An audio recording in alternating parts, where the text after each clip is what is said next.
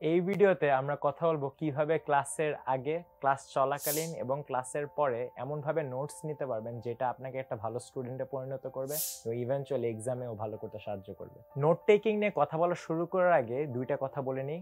প্রথমত, নোট নেওয়ার জন্য এমন একটা সিস্টেম বানিয়ে নিতে হবে যাতে নোট নেওয়া সহজ হয়। তার মানে হচ্ছে প্রত্যেকটা সাবজেক্টের জন্য আলাদা নোট নেওয়ার খাতা বা ডিজিটাল নোট নিতে হলে আলাদা ফোল্ডারে আলাদা ডকুমেন্ট, এবং ওটা যাতে অ্যাক্সেস করা সহজ হয়। যাতে আপনি ক্লাসে গিয়ে নোট নেন, যাতে আপনি ঠিক সাবজেক্টের জন্য ঠিক খাতা নিয়ে যান, এবং আপনি যদি অনলাইন ক্লাসে নোট নিতে থাকেন আপনি যাতে ক্লাসের আগেও গুগল ডকটা খুলে রাখেন বা আপনি MS ওয়ার্ডে নিলে ওই ওয়ার্ড ডকুমেন্টটা খুলে রাখেন যাতে নোট নেওয়াটা আপনার জন্য সহজ হয়। এই জিনিসটা এনশিওর করা লাগবে। নোট টেকিং যেহেতু একটা হ্যাবিটের মতো, আপনি যত সহজ করবেন ওই হ্যাবিটটার টাস্ক পালন করার জন্য, হ্যাবিটটা বিল্ড হওয়া ততটা সহজভাবেই হবে এবং ইভেন্চুয়ালি এটা ততটাই ইফেক্টিভ এবং এফিশিয়েন্ট একটা সিস্টেম হবে। দ্বিতীয়ত, নোট নেওয়ার আগে খুবই গুরুত্বপূর্ণ আপনি যে তথ্যটা পাচ্ছেন ওটা যাতে আপনার ব্রেন বোঝার টাইম পায় এবং ওটা বোঝার পর প্রসেস করে নোটে যাতে পরিণত হয়।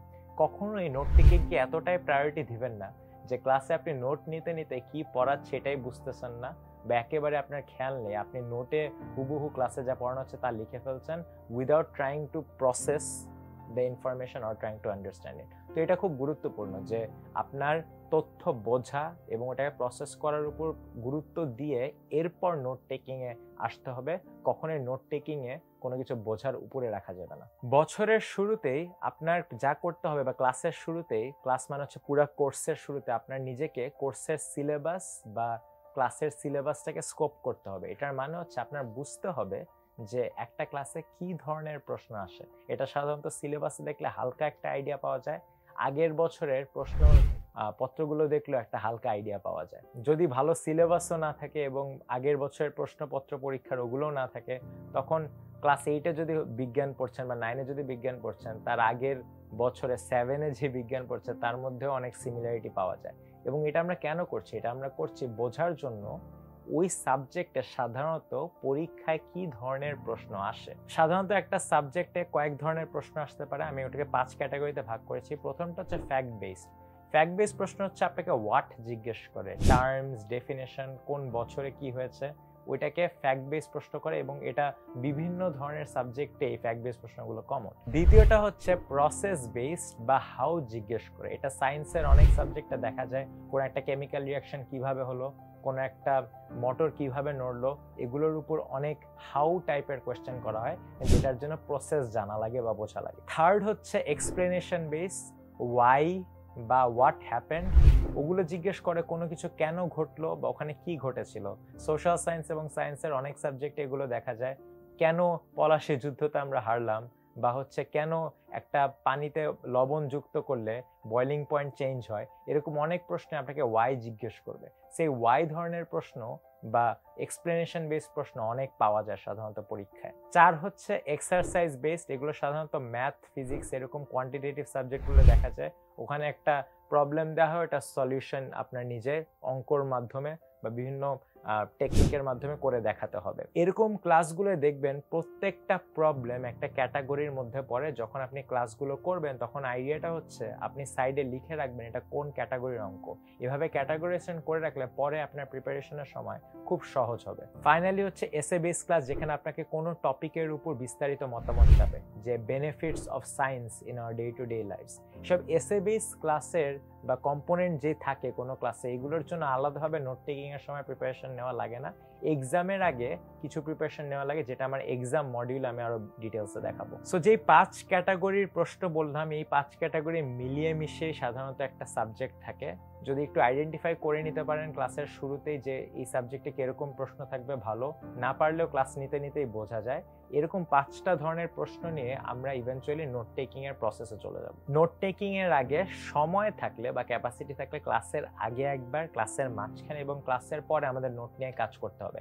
অনেক সময় হবে না, দ্যাটস ফাইন, কিন্তু বেশি গুরুত্বপূর্ণ হচ্ছে আপনি যে চেষ্টা করছেন এরকম একটা প্রসেস বানানোর জন্য। ক্লাসের আগে আমাদের করণীয় কি? ক্লাসের আগে আমাদের আইডেন্টিফাই করতে হবে পরবর্তী দিনে ক্লাসে কি পড়াবে। এটার আগে যা পড়াবে আমরা টেক্সটটা খুলবো, টেক্সটটা পড়তে থাকবো। পড়ার সময় যখনই দেখবো আমি যে 5 ধরনের প্রশ্নের কথা মাত্র বললাম ওরকম একটা প্রশ্নর মতো উত্তর দেখা যাচ্ছে, ওটা আমরা হাইলাইট করে ফেলবো। আমরা ওইটা একটা নাম্বার দিয়ে দিব কোয়েশ্চেন নাম্বার, এবং আমাদের নোটে ওই চ্যাপ্টারের জন্য যে নোট ওখানে ওই কোয়েশ্চেন নাম্বারটায় প্রশ্নটা লিখব যে এক্সপ্লেইন ওয়াই দিস হ্যাপেন্স, বা what is the colour of x, বা হাউ ডাস এবিসি হ্যাপেন, এরকম প্রশ্নগুলো লিখবো। এবং আইডিয়া হচ্ছে ওই করেসপন্ডিং প্রশ্ন নাম্বারের উত্তরটা হাইলাইটেড থাকবে। এই প্রসেসটায় খুব সিলেক্টিভ হওয়ার চেষ্টা করেন, যেহেতু আপনি নিজেও একজন ছাত্র, সবসময় চিন্তা করবেন যে এরকম একটা প্রশ্ন পরীক্ষায় আসতে পারে নাকি, বা আপনি যদি এই ক্লাসটা পড়াতেন এরকম একটা প্রশ্ন যদি আপনি পরীক্ষায় দিতেন ছাত্রছাত্রীদের লাভ হতো নাকি।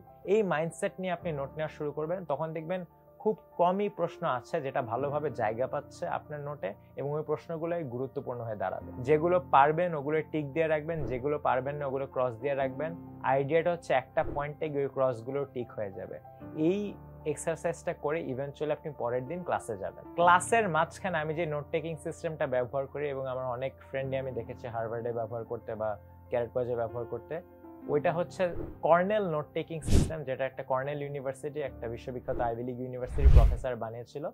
কর্নেল নোট টেকিং সিস্টেমটা হচ্ছে আপনার যে নোট টেকিং খাতাটা থাকবে ওটাকে আপনি 3টা ভাগে ভাগ করবেন। 3টা ভাগের একটা ভাগ হবে হচ্ছে নোটস, একটা ভাগ হবে হচ্ছে কিউজ, 3 নম্বর ভাগটা হবে সামারি। নোটসে কি থাকবে?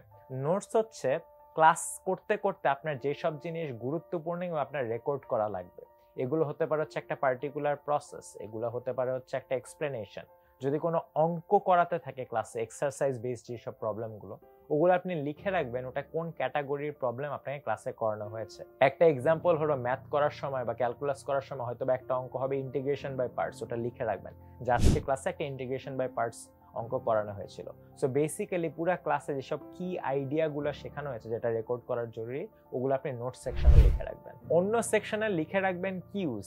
কিউজ হচ্ছে বেসিক্যালি আপনি যখন নিজেকে পরীক্ষা করবেন তখনের জন্য যেসব প্রম্পটস বা কোয়েশ্চেন আপনার লাগবে, আপনি যা যা গুরুত্বপূর্ণ জিনিস রেকর্ড করেছেন ওটা রিভিউ করার জন্য যেসব প্রশ্ন কিউজে ওগুলো লিখে রাখবেন।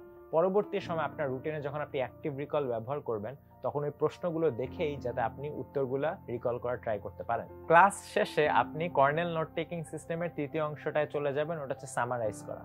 সামারাইজ কিভাবে করবেন? যখন আপনি আপনার কিউজগুলোর দিকে তাকাবেন, যেখানে আপনি কোয়েশ্চেনগুলো রেখেছেন, ওই কিউজগুলো দেখে আপনি ওগুলো নিজের ভাষায় ভালোভাবে উত্তর দেওয়ার চেষ্টা করবেন। যদি উত্তর না দিতে পারেন, আপনি যে নোট নিয়েছিলেন ওই নোটগুলোর দিকে তাকাবেন, এরপর নোট বন্ধ করে আবার উত্তর দেওয়ার চেষ্টা করবেন। এইভাবে আপনি জিনিসটাকে সামারাইজ করার চেষ্টা করবেন। আরেকটা ভিজুয়াল ওয়ে অফ সামারাইজিং হচ্ছে কোনো প্রসেসের জন্য এটা খুব হেল্পফুল হতে পারে, বা কোনো একটা হিস্টোরিক্যাল ইভেন্টের জন্য, ওটা হচ্ছে মাইন্ড ম্যাপ আঁকা। মাইন্ড ম্যাপের আইডিয়া হচ্ছে ভিজুয়ালি কয়েকটা কানেক্টেড কনসেপ্টকে সুন্দরভাবে আঁকা। একটা এক্সাম্পল হতে পারে ফটোসিনথেসিস কিভাবে হয়, মাঝখানে ফটোসিনথেসিস রেখে বিভিন্ন অংশে এটা কোন এলিমেন্ট এবং কোন মলিকিউল কোথায় যায়, কোন স্টেজে কোন কি জিনিস হয়, এটা সুন্দরভাবে একটা ডায়াগ্রামে আপনি যে দেখাতে পারেন, ওই ফটোসিনথেসিস প্রসেসটা আপনার মনে রাখতে সাহায্য হবে। আরেকটা জিনিস হতে পারে কোনো একটা হিস্টোরিক্যাল ইভেন্টে, কোনো যুদ্ধে কারা কারা অ্যাক্টিভলি পার্ট নিয়েছিল, বছরের টাইমলাইন কি ছিল, জিনিসটা একে ভিজুয়ালাইজ করায় ব্রেনের মনে রাখতে সহজ হয়। এবং এই মাইন্ড ম্যাপ টেকনিক্সটা আপনি আফটার ক্লাস কিউজগুলো দেখে আপনার কর্নেল নোট টেকিং মেথডের সামারিতে লিখতে পারেন। এভাবে যদি আপনি প্রতি ক্লাসই ইউটিলাইজ করতে পারেন নোট টেকিং এর জন্য, দেখবেন পরীক্ষার আগে বা কোনো একটা ক্রিটিক্যাল টাইমে যখন আপনি ইনফরমেশনটা মনে করার চেষ্টা করবেন অতটা কষ্ট হচ্ছে না, কারণ আপনার ব্রেন অলরেডি কয়েক রাউন্ড অ্যাক্টিভ রিকল এবং স্পেস রিপিটেশনের মাঝখান দিয়ে চলে গেছে। আফটার ক্লাসের পরও স্পেস রিপিটেশন ধরে রাখতে হয় লং টাইম আফটার ক্লাস। আমি চেষ্টা করতাম যা যা শিখতাম সপ্তাহ শেষে র্যান্ডমলি কয়েকটা রিভিউ করা, কোয়েশ্চেনগুলো দেখে নিজে অ্যান্সার করার চেষ্টা করা, ইভেনচুয়ালি 1 মাস পর, এবং যেহেতু কুইজ বা হচ্ছে ফাইনাল এক্সাম এরকম 1 মাস পর পর হতেই থাকে, ওগুলো ব্যবহার করে আমার স্পেস রিপিটেশন হয়ে যেত। এইরকম একটা সিস্টেম ইমপ্লিমেন্ট করা কঠিন, কিন্তু এখানে কয়েকটা কনসেপ্ট বারবার দেখা যাচ্ছে, আমি এটা বারবারই বলছি, একটা হচ্ছে অ্যাক্টিভ রিকল, একটা স্পেস রিপিটেশন।